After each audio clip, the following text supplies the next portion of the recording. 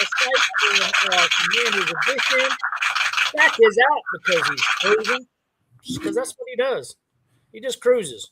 But he's keeping up on all the free agency news, which is what we have to do today. We have so many new signings, so much to talk about, and get your guys' comments. For those who are watching, welcome to the show. We're so glad to have you. And I will tell you what, there's a lot to talk about here this evening.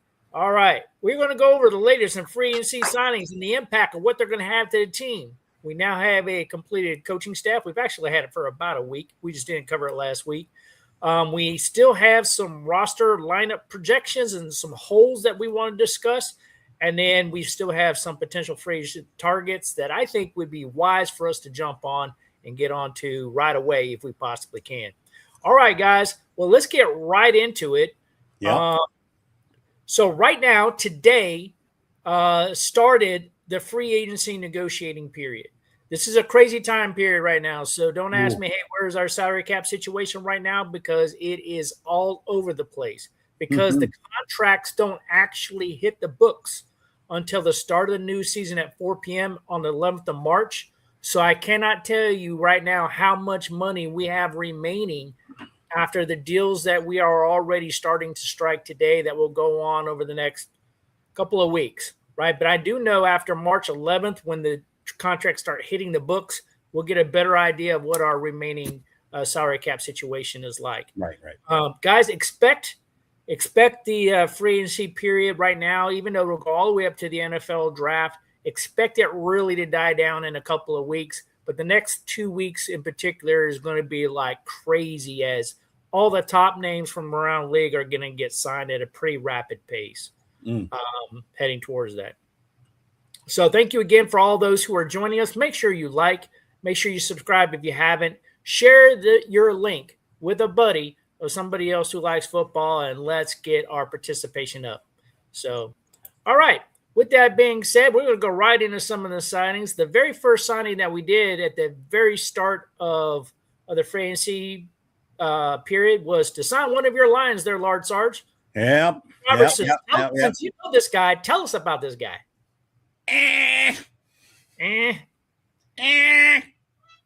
Well, we signed him a 2-year, $16 million contract, 27-year-old guy, affordable contract for a guy who's going to be a slot corner in nickel packages when we're not in our 3-4 base that we're going to be running. That's going to be his primary role.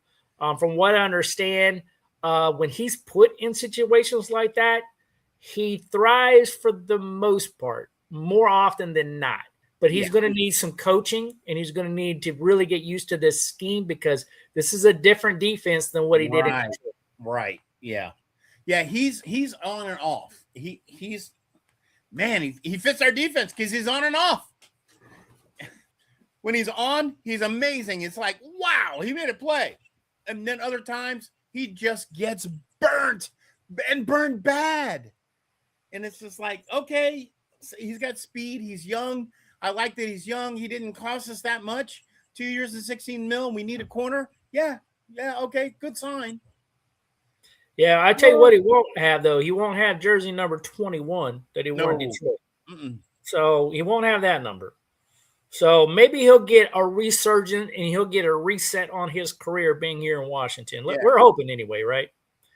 All right. So with that, another move we did, we re-signed Marcus Mariota to a 1-year, $7 million contract that could be worth up to $11 million in incentives based off of how much we use him. So how do you feel about this signing? Well, you and I talked about Marcus, that he wasn't worth $12 million that we paid him last year. So we got a $5 million discount. And you know what? He was very serviceable last year when Jaden got hurt. And you know how I feel about Jaden. Jaden's going to get hurt again this year. So I think he's going to have every chance in the world to earn his $11 million, and that's okay with me. I think for what he's worth the $11 million. Yeah. If he earns it, obviously he has to earn it, but he's going to earn getting there. He's going to get paid $7. Yeah. He's going to have to get on the field and play to earn the $11. Yeah. So I think he's worth the $7 as a backup. Could we have gotten somebody else?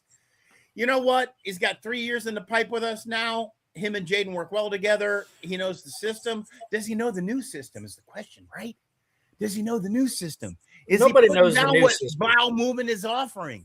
That's the question. I don't know. Yeah, nobody knows the new system. I mean, I get your point about he's worked with Jane Daniels the past few years. And so maybe they have that good rapport and they can work through things together. At this point in time of uncertainty, what you're looking for is people who can work well together because they're going to have to learn together. They're going to have to get along. It's going to be frustrating. It's going to be a transition. And you're going to have to be able to work through concepts. You're going to have to watch video together. You're going to have to work through. You're going to have to train together. When things aren't going well, you're going to have to pick each other up. So if they truly have that working relationship, I get it, and maybe can do it. I wasn't a huge fan of the re-signing only because I want to get younger as a having a younger backup, and I really was hoping that they would sign somebody based on the new system, which I don't even know what it is, but they've got to figure that out, and you would think they would get a backup that's familiar. I mean, I will tell you, other players that we're signing right now fit to the schemes that we're doing, at least defensively. I don't know what we're doing offensively. So it's going to be, it's a lot of it's to be determined. I do know that we're going to a run zone blocking scheme. That part has been revealed, which we did before. We had this kind of system before during the Shanahan days when we had Clinton Portis.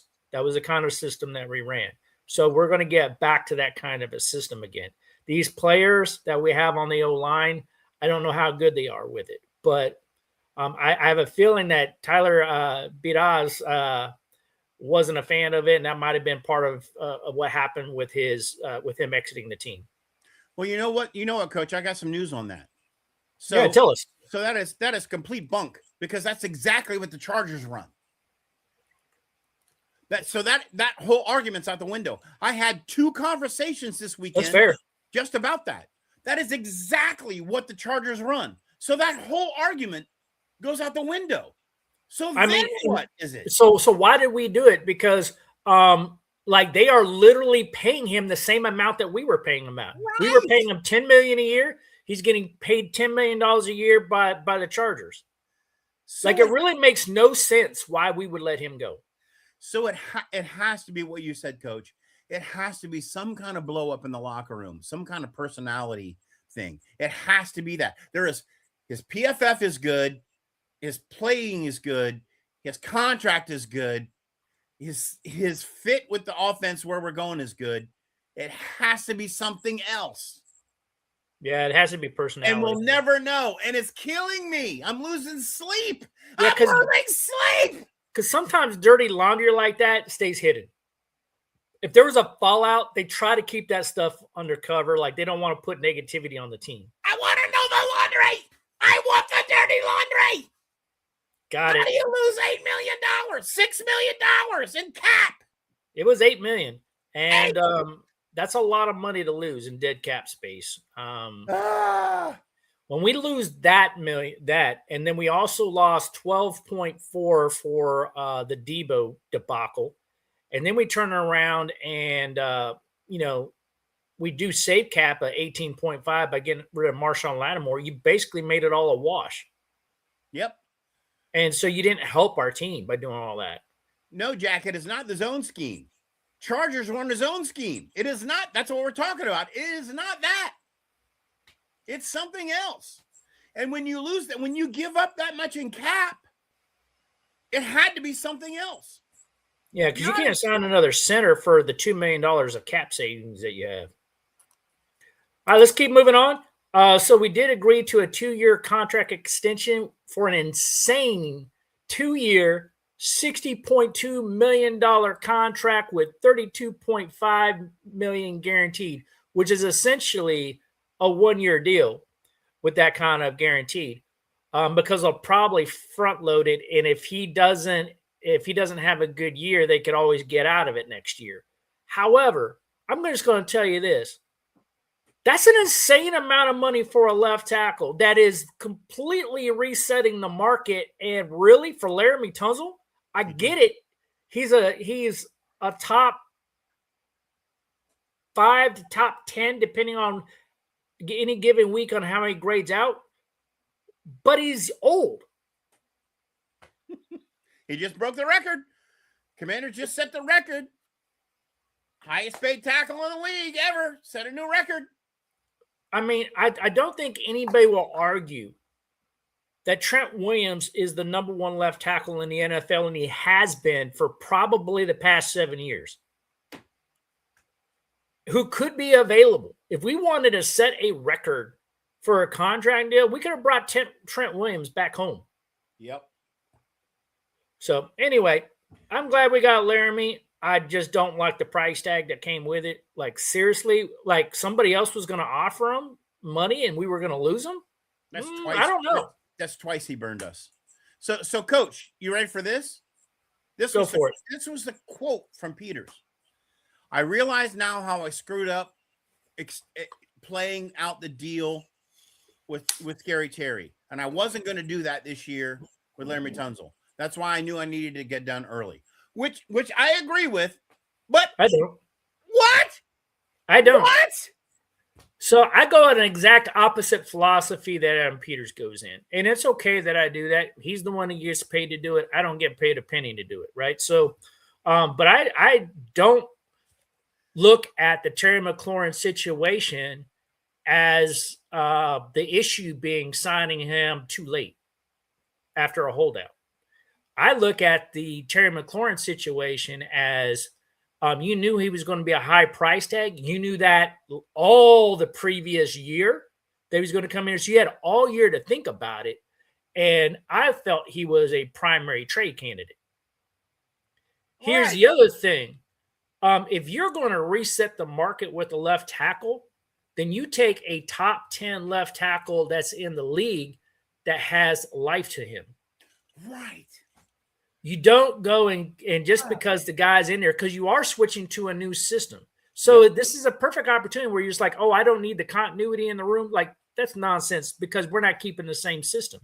If you're going to break the bank for a guy, go, all right, you must be top 5 and you must have life to you because I want to build this offensive line and you're going to be a key component off of that. And I'm going to pay you because you are that key component to it. Wait. Love you. Love you. Love you. All right, moving on. One of the good signings that I like here is we re-signed Tim Settle. Tim Settle was drafted by the football team back in the day with the Commanders, 5th overall draft pick, left, went to the was it the Texans? Yeah, Texans, yeah. Yeah, he went to the Texans. And then he left there and ended up going to the Chargers. So when he went to the Chargers, I will tell you one of the things that I like about this is they ran a 3-4 there under Jesse Minter. So all last year, once he got traded and once he went to the Chargers over there, I mean, he understands this system. He understands it well. And to sign him for a 3-year, $24 million with another $1.5 million in incentives is well worth it because he knows how to run this defense that we're going to go. So I like the signing, actually. I was actually surprised back in the day that we let Tim Settle walk out the door like we did, and we didn't re-sign him. We weren't willing to pay him the money back then because he was still developing. But I think he's developed quite nicely, and I actually think he's going to fit in pretty well. So welcome back, Tim. Great to have you. I don't know. He had a bad year. If he gets back to his 2024 numbers, yeah, we like him, right? But he had a bad year last year. And I think he will. I think part of it was just like them moving him around and stuff. But I will tell you what, you're going to want, when we're transitioning a new system, you want to bring in players who understand the system that you're transitioning to.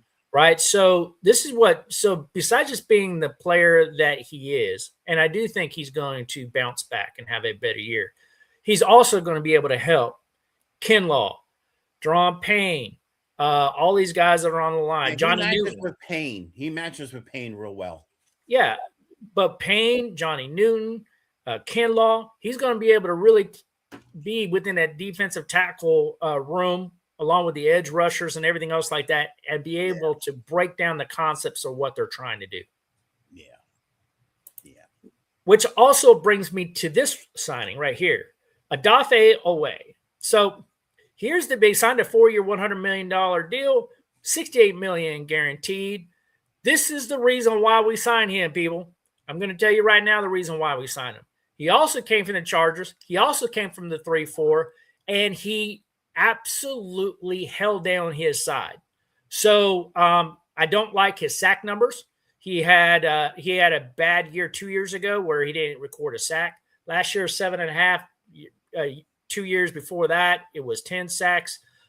He's not a big sack getter, but he is a big tackle for a loss guy, and he can transition very, very well into the pass and into the flat, which is the true, not real edge that we're looking for. Like it is truly the outside linebacker of a 3-4 of what we're trying to move to.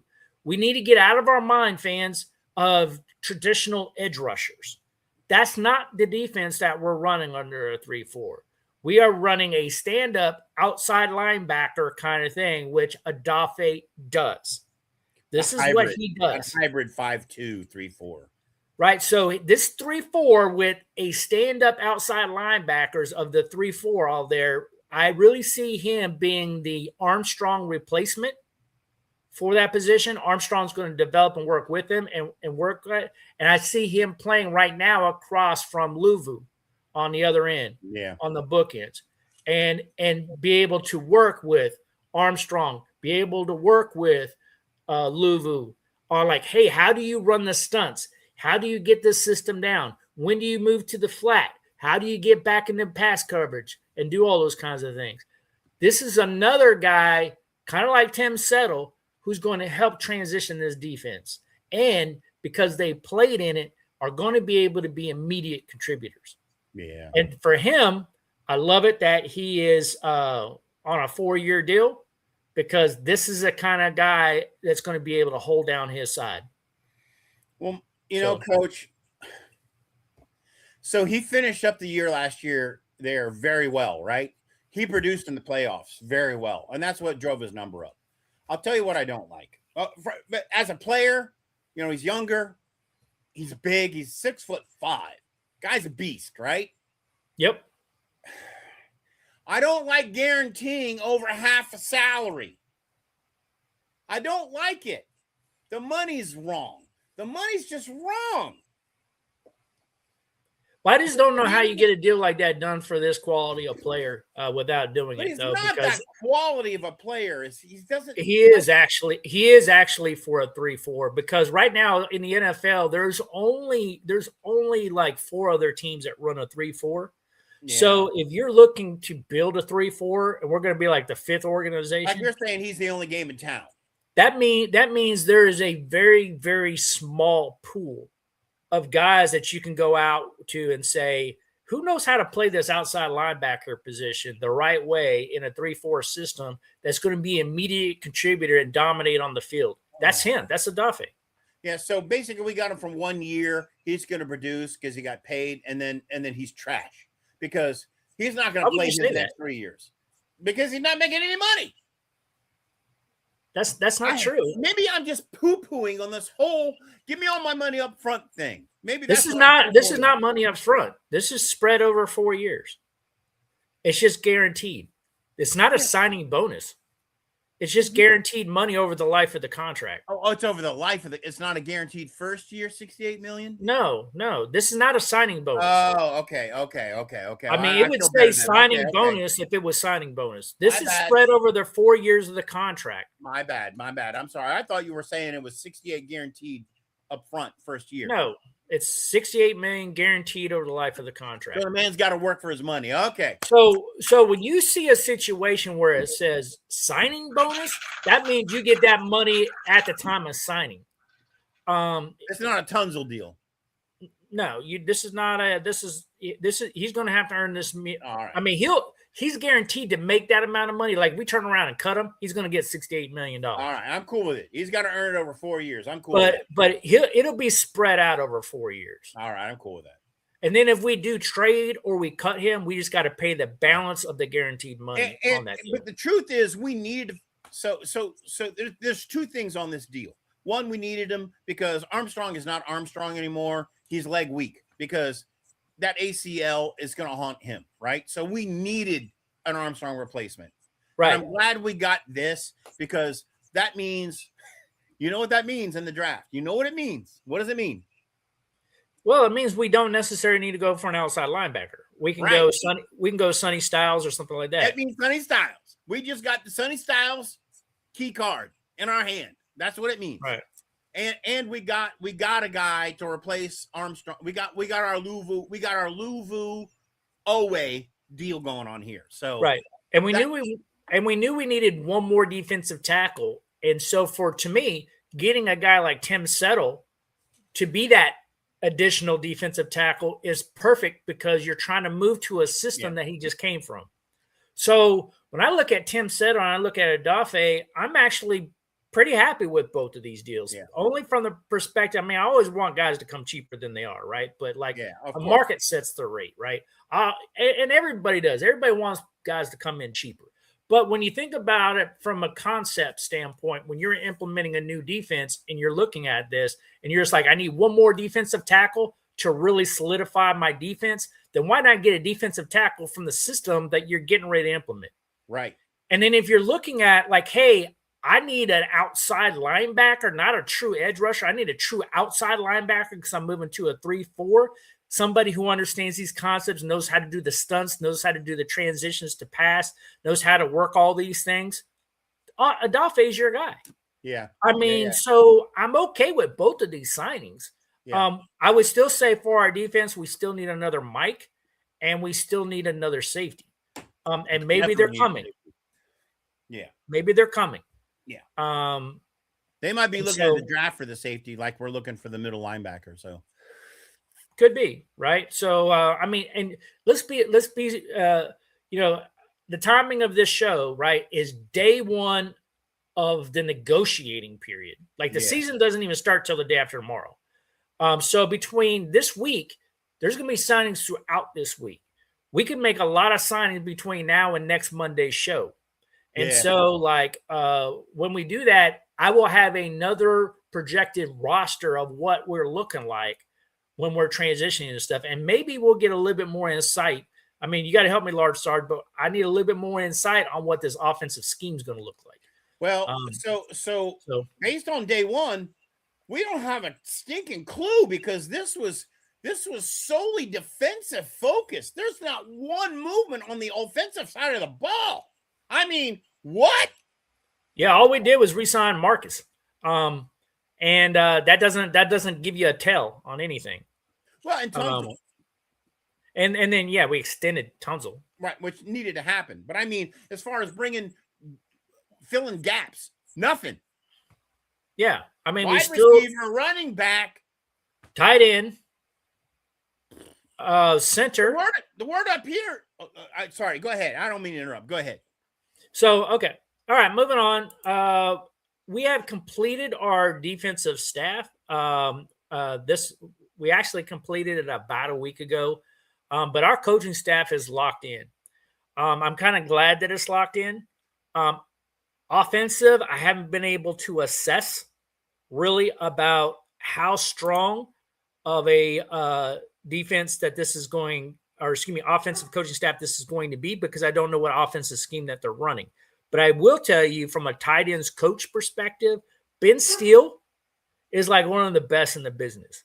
I just don't know what tight end he's going to be coaching yet. Yeah.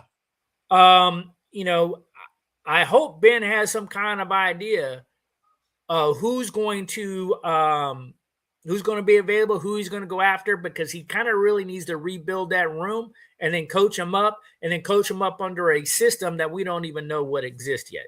So, but I do know he's one of the best. Talk Radio says that they're pretty comfortable at tight end. They're going to push. Who? They're going to push Sanat and Bates. That's where they're focused. It's like do or die on the tight end room, and they're going to go with the tight ends. And they I will tell you, I'm okay with the draft, but they're comfortable, and they're going to focus on wide receiver to get that third and fourth guy. So that would be a mistake, in my opinion. Yeah, Because again, I don't know what system that they're running, but every quarterback's friend is a good tight end that they can dump down to. When plays break down, you want to look to your tight end because he's a big old body dude that you can kind of give it to him, and he's going to box somebody out and make a play. Right? So I wouldn't subscribe to that. Ben Sinnott, since he's been drafted, has not made the leap that he needs to make. He hasn't developed, and maybe that's our fault as a team that we're not developing him well. Maybe Ben Steele is the right guy to get him to the next level, but he hasn't proved it yet. And John Bates, he's a little bit more of a hybrid guy, but he makes most of his money blocking. Yep. So I don't know. Yankoff, Bates, and Sinnott. They're talking about they've got the talent in the room. I don't buy it. I don't buy it. I'm sorry. And I do think pretty well of Yankoff, but he's a guy that's been on this roster, off this roster, on it, back off of it, back on it. Like he hasn't stuck as a core member of the team. He's always fighting to make the roster every year. Yep. So we got the right coach to look at it, though, right? We got the right coach to go, pick his teeth. We do. Say, I don't know. That's the part we do. We do have the right coach, and I would be surprised. I would actually be very surprised. I don't know. I don't usually agree with talk radio in Washington. I usually don't. They're usually wrong. So I usually err on doing research behind the players that they have, and I would like to believe that Ben Steele has a plan and is going to bring somebody in. And he's probably negotiating with everybody else. Hey, just give me this player. It's probably going to be an affordable player that he knows he can work through. There's still quite a few tight ends out there. I think I have a guy in mind, and I'll let you guys know later on in the show who I think that person might be. But Coach, he's got to work with Blau, who doesn't have any experience. He's got to work with Blau movement, who has no experience. He's going to be part of that experience, right? So this coaching staff is set. So them in its totality is the experience. I'm going to tell you who's going to be the main person that's going to help David Blau, and that's Anthony Lynn. Anthony Lynn decided to stick around. And Anthony Lynn, in my opinion, should be this offensive coordinator of this team. But he didn't get the head coaching offers that some people thought he might get in this particular offseason. I'm telling you guys, we are fortunate that Anthony Lynn is still on this team. And then when you go and you look at some of the other guys like we have, like Ben Steele, getting him in, that's huge. When you go and you look at getting shoot, I can't even see the name on here because of the way the slide is. Who's my favorite guy? Wes Welker. Wes Welker, absolutely. You got Wes Welker. I'm telling you, with these guys, I think we're going to be okay. But I give it with the hard caveat. I don't even know what system they're running because they're being very tight-lipped on it. So until we know what system on, I don't know if I'm going to like it or not. I can't wait to see this coaching playbook that comes out in Madden next year. What is it going to be? Well, EA Sports is probably trying to find it out too, so they can upload it. I can't wait to see what the heck it is. I mean, they're probably can't wait to see what it is because they've got to build it and they've got to upload it into the game. But anyway, I know is all these great coaches underneath have got to work. Blau makes the call at the top, right? It's his plan, his idea. They got to. This is going to be his first year of doing play calling, so. Man, it's going to be his first year doing play calling. So same thing with Durante Jones. So it's going to be interesting. Expect some growing pains. I do expect growing pains, but right now I'm not too worried about the system as much as do you have a system and are you building towards it? Yeah. I would like to believe that right now you have an idea what that system is. You're just not communicating to the media and you're trying to go after players that you like. But guess what? You haven't signed anybody yet. So I don't count Tunzel. I don't count Marcus Mariota because both those guys were on the team last year. Mm-hmm. Okay, you're just retaining the guys that you had. Who are you bringing in to make this offense better? Right. Who? And now you're down a center. You're down a center. You're down a tight end. You're down a couple wide receivers. You're down running backs. Like, we only have one running back currently on the roster. There's a lot of holes offensively. A lot. And so they need to get signing somebody. All right. With that being said, it's not panic mode. We are still in a negotiation period. The season doesn't start till Wednesday. I expect a lot of things to happen over the next week. A lot of things to happen. All right. I'm pulling back up Durante Jones 3-4 hybrid plugging system. Some holes in. I'm plugging some names in. Right. So I'm going to update this for next week. But we talked about having a Dafe away on here, right? So I do think he's going to replace Armstrong on that side and play across from Luvu as outside linebackers. Difference between that and edge, they don't have their hand in the dirt. And this schematically allows them to stunt more and also drop back in coverage and cover the flats. So it is a different system. And I do believe Adafe is going to be good. And Luvu, when we played these couple plays a few times where Dan Quinn actually had his defense do it a few times. Watch our video from last week if you didn't. I'll go into detail about that. I do believe Luvu will fit that really well. He excelled. I think he excels in those situations. So for him and Adafe, especially once he learns a bunch of stuff from Adafe, it could be a couple bookends there that might be pretty interesting. And then Settle could probably rotate in out Kinlaw. You got Payne, you got Newton. A lot of these guys are going to be able to rotate around and cause a lot of fresh looks. Keep somebody resting on the sideline and rotating people in. Could give a lot of interesting options.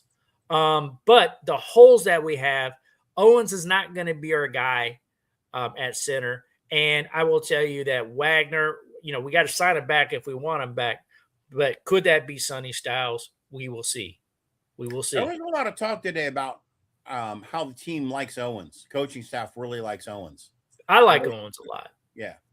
There was a lot of talk today about that. Where do you see Amik Robertson fitting in? Amik Robertson is going to fit in when we move to a nickel.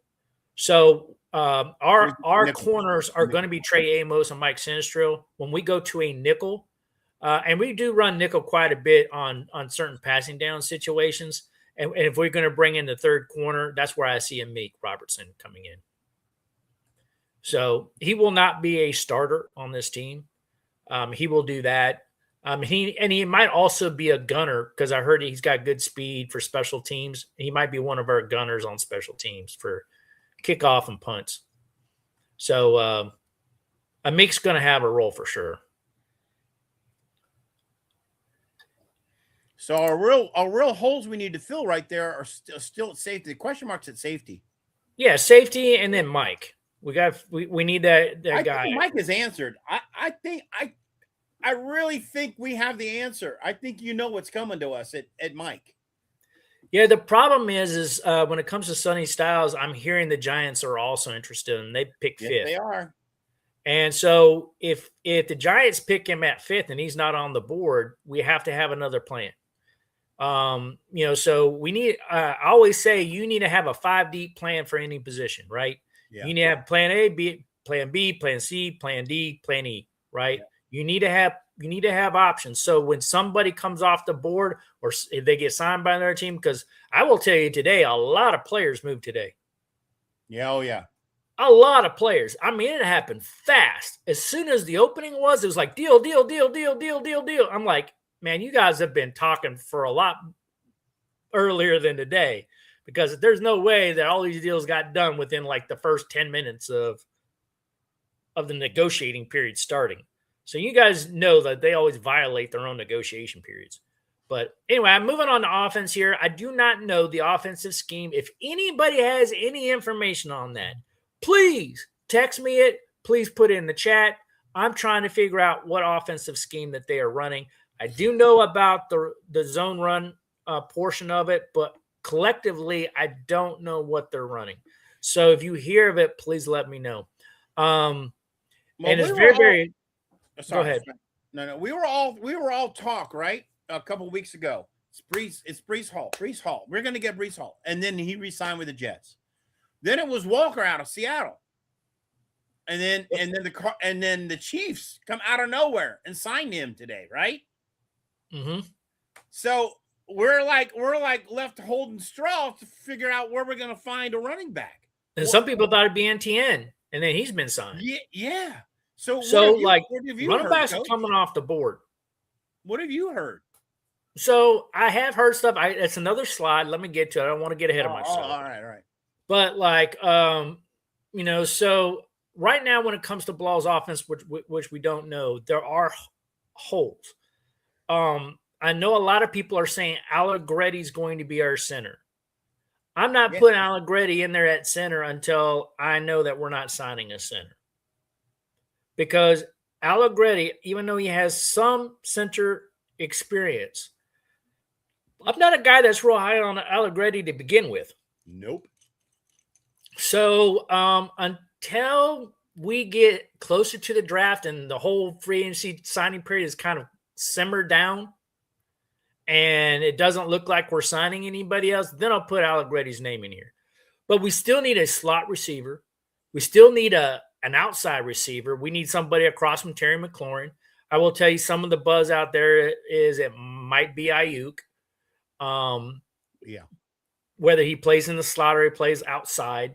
There is some other talk of other receivers they're doing. I'll get to that in a moment too. And then tight end. And tight end, the guy I wanted is off the board. So yeah, we are. I do have some other tight end options though. So we'll be talking about that. But there are a lot of holes. We do need another running back. We do got our backup quarterback signed. I wouldn't mind another offensive lineman. But to me, when I look at this, we need at least another guard, and we definitely need another center. Yeah. It's just we've got work to do. Allegretti ain't going to get it done. He's just not going to get it done. There was a lot of talk today about Dobbs being out there still. Dobbs is out there too. So Dobbs, Ayuk, those would be two good things if we can get them. The good thing about them is we could possibly get them on prove-it deals. Right. It just kind of depends where we don't have to necessarily overpay for these guys. But we'll see. All right. So this is what I'm looking at right now as potential free agents. Right. So Wan'Dale Robinson from the Giants, who will command about 17. I'm not real high on that, but he is coming off of a 1,000-yard campaign. And if we can get him in and kind of develop him, his youth and so forth is good. What I would tell you is he was kind of like my option if we didn't re-sign Treylon Burks, but we re-signed Treylon Burks. Mm-hmm. So now I don't know if we really need Wan'Dale. All right. But I wouldn't be surprised if we still sign him as well. He might be a backup option if we don't get Dobbs or Brandon Ayuk. I really think Dobbs and Brandon Ayuk are the top two guys on our board. I don't have anything that confirms that. But I will tell you, all the buzz is Brandon Ayuk deal is just about done. Yeah. The 49ers, to prevent from having to pay him bonuses and stuff like that and have other penalties, need to wait till the 11th of March at the start of the new season to cut him. Mm-hmm. So they will not cut him until Wednesday at 4. I fully expect Wednesday at 4, the 49ers to say, release. And as soon as they do, I expect us to be on the phone with him. Yep. Watch that get done. Yep. I fully expect it to be done. And I wouldn't be surprised if we're already talking to Dobbs. So that one done. I think personally, now that Isaiah Likely is off the board, I really think Chig Okonkwo is the tight end. I've heard some buzz that we're talking to him, but he has a lot of other suitors and a lot of other teams playing interest. One of them is the Patriots. The Patriots are pushing hard to get him. And this might turn into a race between us and the Patriots of getting him. I wanted Isaiah Likely. I really kind of wanted Kyle Pitts at first. When Kyle Pitts came off the board, okay, then it was Isaiah Likely. Now Isaiah Likely off the board. I think it's Chig. Did you really think Harbaugh wasn't going to take Likely? Did you really think Harbaugh wasn't going to pull Likely up to the Giants? Did you think there wasn't any way possible he wasn't going to do that? Yeah. I mean, who didn't see that coming, really? So Chig was talked about here today, big time. Yeah, because we're talking with him. The problem is I think this is going to take a day or two to kind of really work out, just because a lot of people are talking to him. And and the thing that is really like, there's not a huge delta between him and Isaiah Likely. Likely gets all the buzz because he's flashy. Yeah. He is like the affordable Isaiah Likely. That's what Chig is. He's like the affordable Isaiah Likely with huge upside. Like, he could kind of get to that level, to that, if you coach him up right there. And so he's like the affordable version of that. So if we end up with him, I'm like, great. If we really think our tight end room is set, we are idiots. Our tight end room is not set. Yeah. I would say at this point, you need to, I mean, I'm not big on getting into bidding wars with other teams. So, like, I'm not going to try to go out there, but I think we have more money than the Patriots have. I don't know now. After today, I don't know now either. We spent a crap ton of money today. We did. And I don't know what our salary cap situation looks like at the moment, because, again, my tools that I'm subscribed to will not update this stuff until Wednesday when the contracts become real. So, like, right now, I just don't know. So another thing that we could potentially do, that's what I'm looking at on the offensive side. Don't ask me about offensive linemen. I just don't freaking know. I had an idea on a few offensive linemen, and they all got signed today. Everyone I was thinking about, I'm just like, I think that they might be a fit. I was trying to research linemen that might fit the zone blocking scheme. All got signed.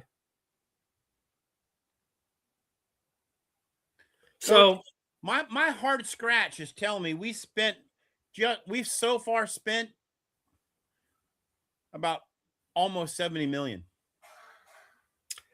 Yeah, but but the hard part that you don't realize there is that money gets forecasted out. It gets spread out over the life of their contracts. No, I'm just talking not the spread out, just what we're spending first year. Yeah, but you're also thinking like those are evenly proportional years, and they're not. Right? So typically there's a ramp up of the deal and then a ramp down. Tunzel, 30 million first year. Guaranteed. So 25 million on our tight end. 5 million on no, there's no tight end. We don't have a tight end. Not tight end, but yeah, a defensive end. It's 25 so million. the defensive end stuff, again, is 4 years. It's going to be prorated through the 4 years, and it's probably going to be less than the average amount for the first year. Because they typically ramp it up and then ramp it back down. So again, we got to wait. It is nearly impossible. Okay. To know how much salary cap space you have right now.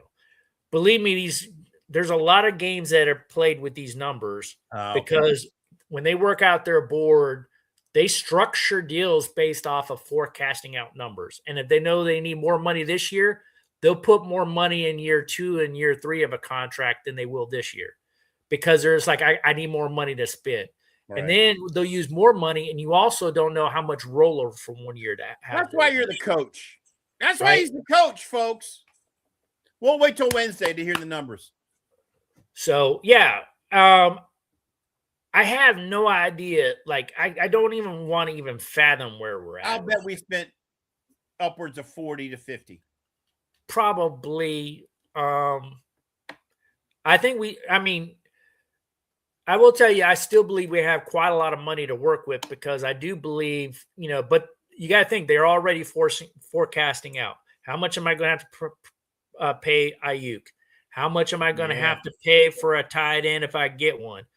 It's probably going to be a lower end tight end, right? So I think Chig, you might be able to get him in probably around the $5 to $7 million range, which is very affordable. And we can get that in. Doubs, I'm not really sure where he comes in at because his numbers are all over the place. So I don't know a true market value. I will tell you, I've seen a large range of Doubs market value, which is a little intimidating to me because that tells me like his agent's going to be on the high side where most teams are going to be very much on low side. And that's like too much of a gap to try to cover. Mm-hmm. So it's going to make that deal. It's going to make it seem like that deal's not going to get done real quick, which is kind of that one makes me nervous. I will tell you, like for defense, we will still need probably another edge rusher. I don't know if it'd be Joseph Asai now that we have Adafe signed. Joseph Asai is definitely one that I think he has all the skills. And everything else like that. I don't know if he's been signed yet or not. I have to check on that. Quay Walker, I will tell you, there's been a lot of buzz about us getting linebacker Jalen Phillips from the Eagles. Right. There's been a lot of talk on that, and he does have that outside linebacker experience also, like a Luvu kind of thing. And I will tell you, if you have Jalen Phillips and you have Odafe, then that gives you a chance to kind of cheat up sometimes with Luvu and also put Luvu back at the mic sometimes. It allows you to move players all around. That gets scary kind of quick. That gets positive, right? Oh my goodness. All right, Coach. Question came in from Love God. What are our chances of getting Devin Lloyd or trading for Brian Thomas Jr.? So, those are both very good questions. So, I'll start with Thomas first. I don't think we're going to be in the market of trading for a player. Here's the reason why. Because we've given up so much draft capital the past 2 years. We got burned on the Marshawn Lattimore deal. We also gave up a lot for Laramie Tunzel. And we know that we need to get this team younger. I would venture to say our idea of trading for players right now, not real high. I'm not ruling it out, but I'm going to say I'm going to say we're going to probably pass on that one.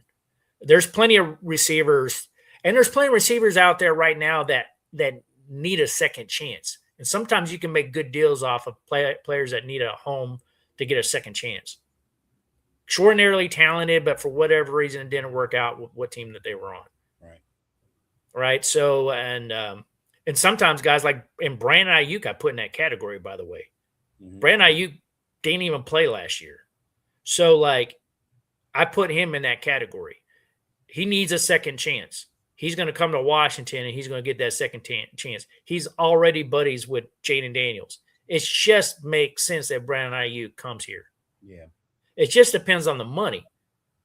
Like, because he's probably going to want to get paid and we're probably going to want him to be on a prove it deal.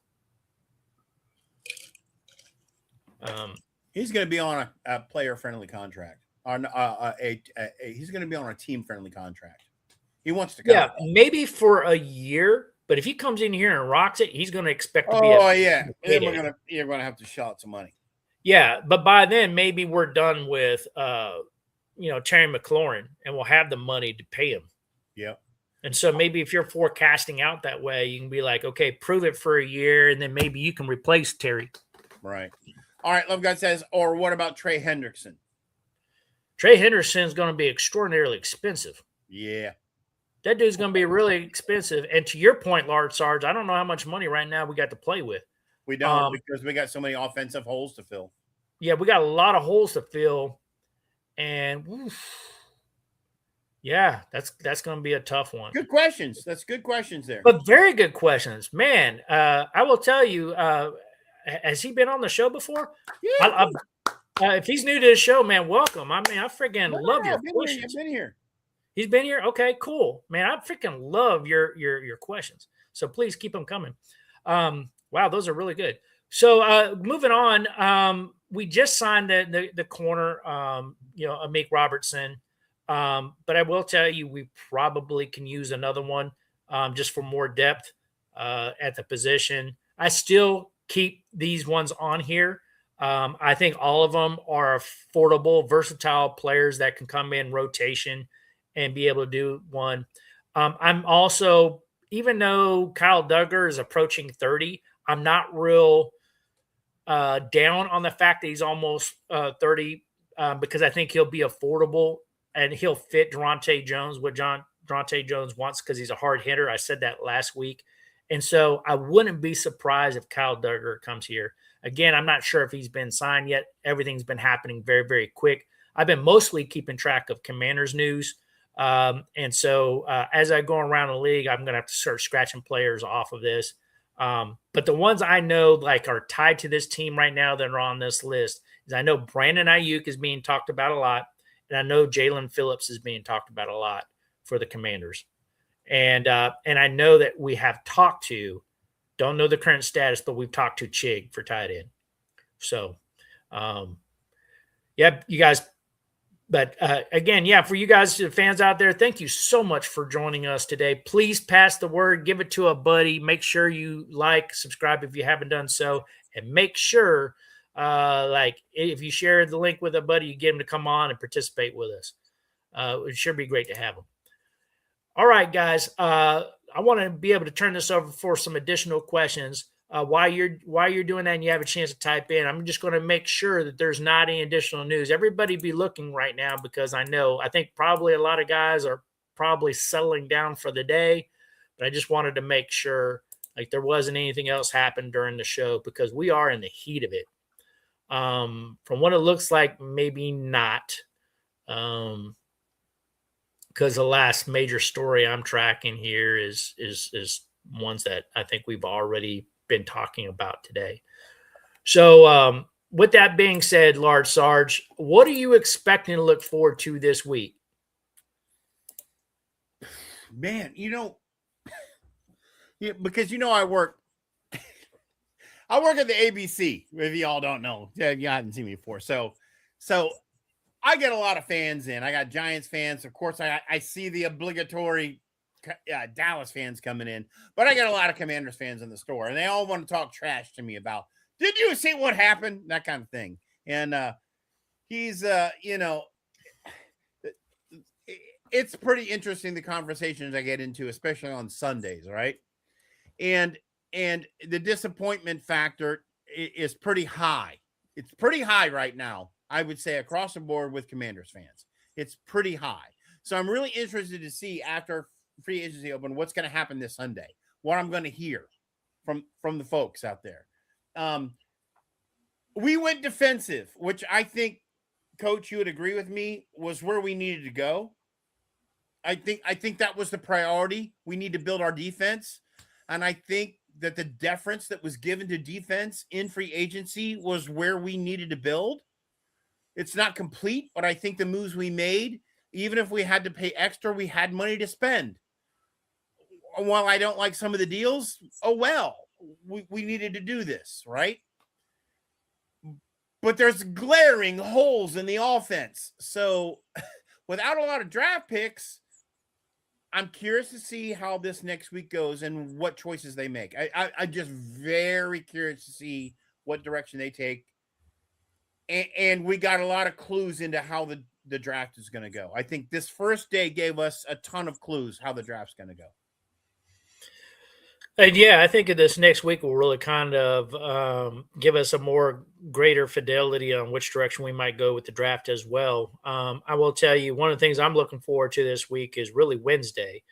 Wednesday, the reason why I'm looking for Wednesday is because that's when, and really Wednesday night, because that's when the new league year starts. It starts at 4 p.m. Eastern Standard Time.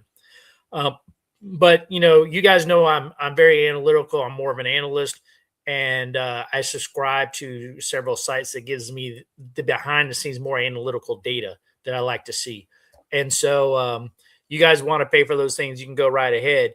And you can see a lot of stuff, but a lot of people don't necessarily like looking at this stuff, but I do. And I like to get behind, okay, what is the greater fidelity of like these contracts and the impacts on the salary cap?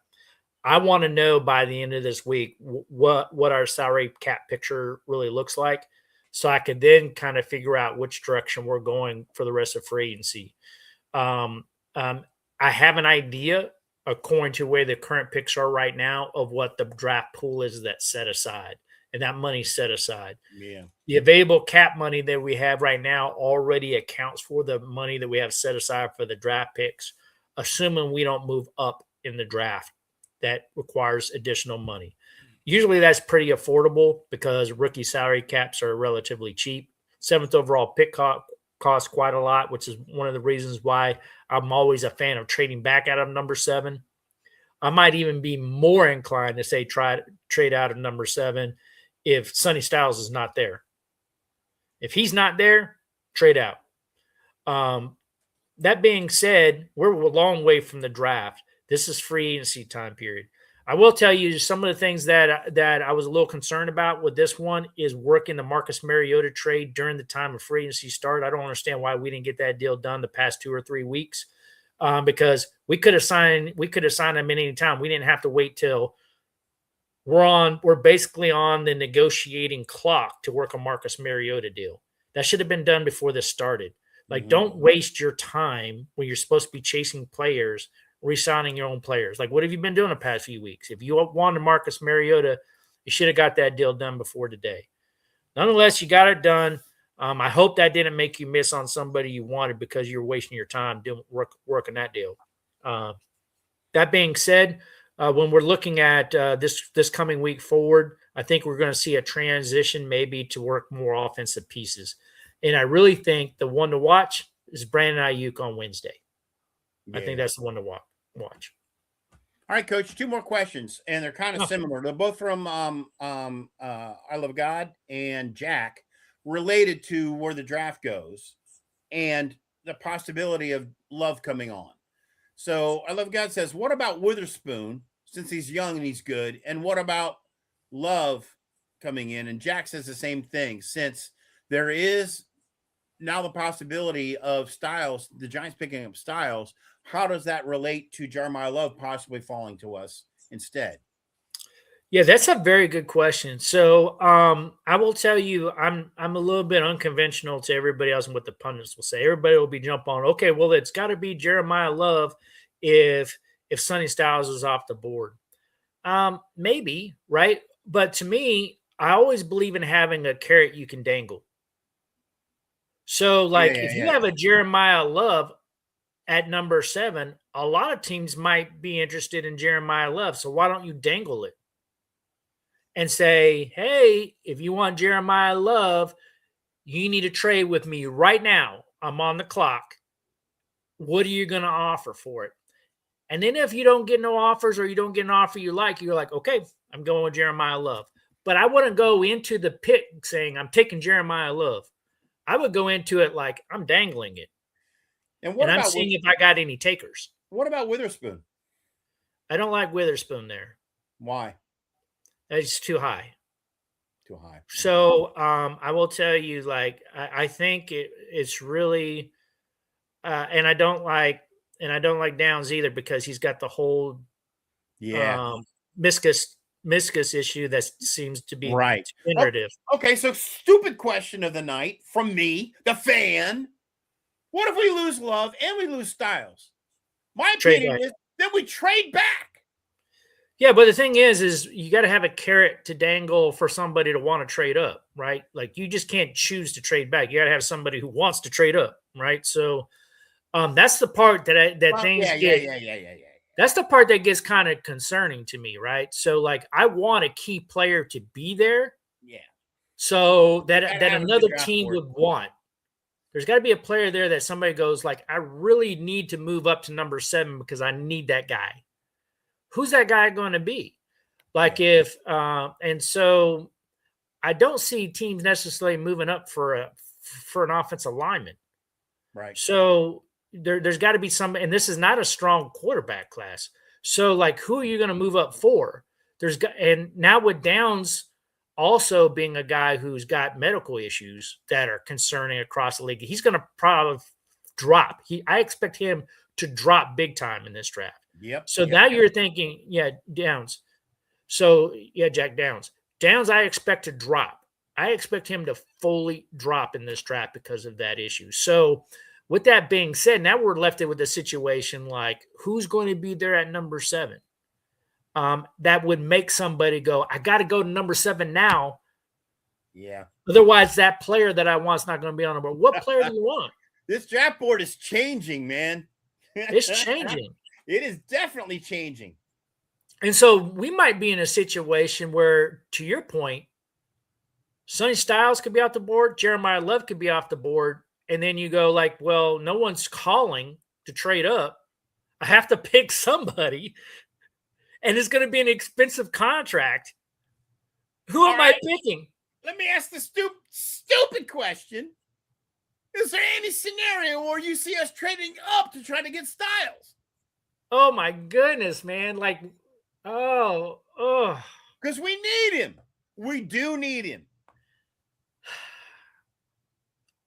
I would bet like the Giants would totally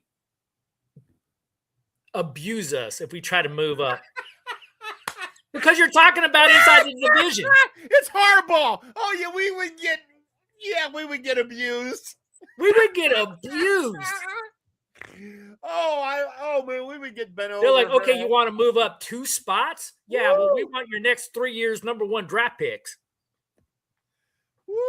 Like something crazy, right? And you're gonna be like, no, like, come to realistic land. They're like, realistically, you're not moving up.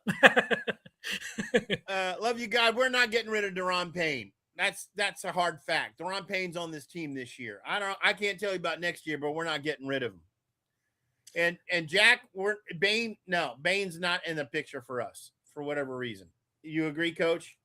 Yeah, I mean, Bain, I wouldn't completely rule out. So Bain's an interesting prospect to me, Jack. If we're there at number 7, let's say Jeremiah Love's off the board, and let's say like Sonny Styles is off the board, and like no one's calling you, and you have to fill out a card, maybe that card has Bain's name on it, right? Maybe he's your fallback plan when you got to pick somebody. And you know what?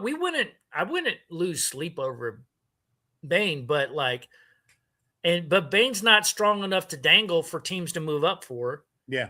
Which tells me he's not strong enough for us to actually draft right there. Right. He's probably a little bit lower. He's probably mid-round. I know a lot of people have him in the top 10. I'm not sure off of my assessment if I really have him that high. I'd actually let him go higher to another team than pick him with a top 10 pick. I think if we lose Love and we lose Styles, then we're calling every other team to find out if they want our spot and try to trade back. Thing is you have 15 minutes on the clock to do all that. I know. So we better have a hell of a good draft board built together and know who needs what, right? Yeah. We better have our homework done so we can figure out below us who needs what, right? And you know what? As fans, people worry about that with the number 1 overall picks, but teams worry about that at every round. Yeah.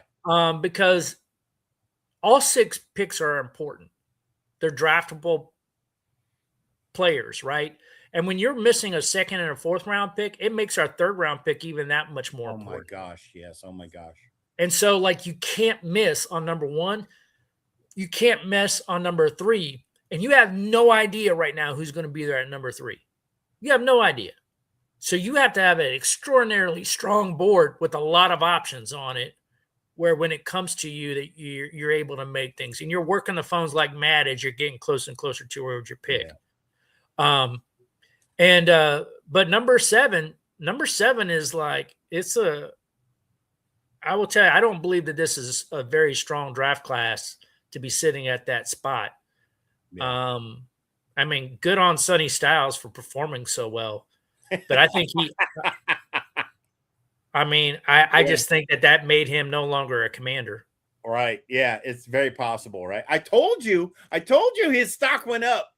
His stock did go up. I told you this, Coach. I told you. You're right. His stock did go up. So anyway, guys, that is our show for tonight. I absolutely love it. Again, make sure you guys hit the like button on this video. Make sure you share it with a buddy. Like, let's double our numbers for next week because all of you are inviting somebody. It would be more fun to be able to have more and more people on here to chat with.